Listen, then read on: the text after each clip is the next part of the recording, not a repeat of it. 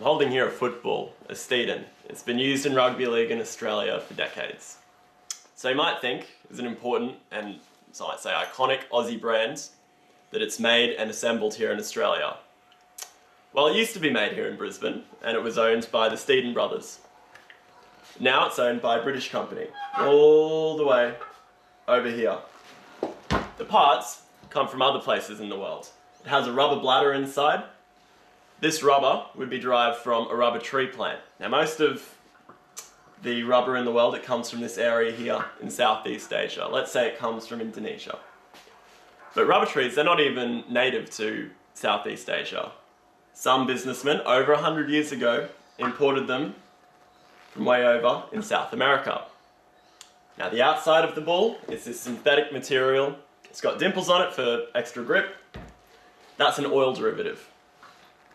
And let's say the raw oil, it'll come here from Iran. Now all of this comes together, it's assembled and manufactured in India. And they don't even play rugby league. So after it's all made, it's then exported right back here to Brisbane so I can buy it.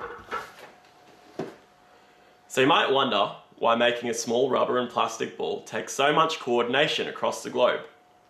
The answer lies in international trade, or more specifically, in the theory of comparative advantage.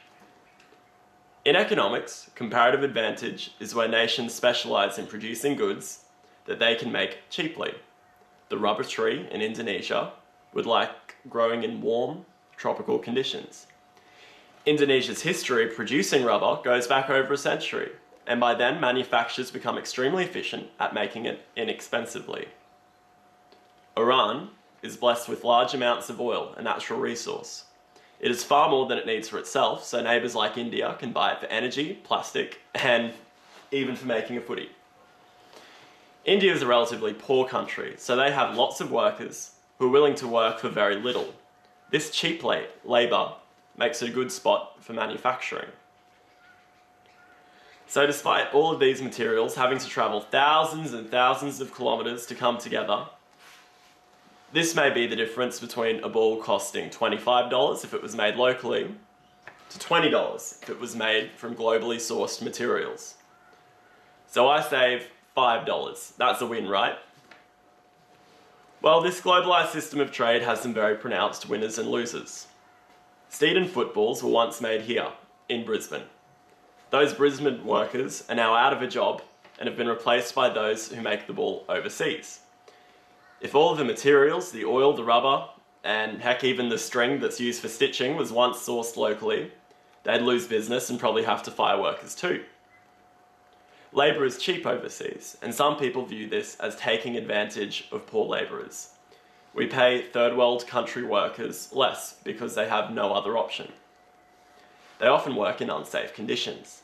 There can be environmental concerns too. In Indonesia, rubber plantations mean that vast swathes of rainforest are cut down, which host endangered animals like the orangutan. On the other hand, a person in favour of trade may argue that without being paid for jobs, workers in third world countries would be even in worse conditions, as they wouldn't even be employed. And as for our local Australian economy, I'm not going to hold on to this $5 that I saved. That's useless. I'm going to spend it elsewhere. Then another business gets the extra $5 that they didn't have before, and then they'd spend this, and then someone else would receive that $5 and spend it again. So global trade is a complex issue, and the debate around it and its supposed benefits isn't going away anytime soon.